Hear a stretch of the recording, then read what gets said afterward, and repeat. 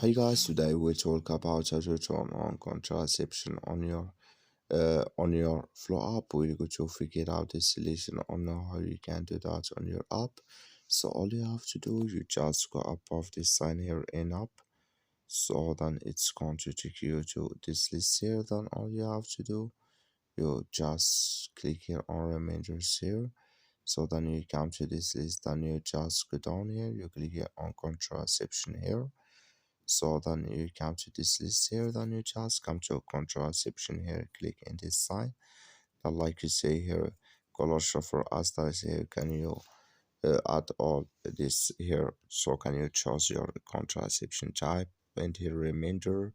So then here text and here can you number of this here you add, then here if you want to so add, tap the button on the main screen here if you want, or choose the straight icon in the oral constructive is here section. Here can you choose it. So that's all. Thank you for watching. Don't forget to support us by liking, subscribe.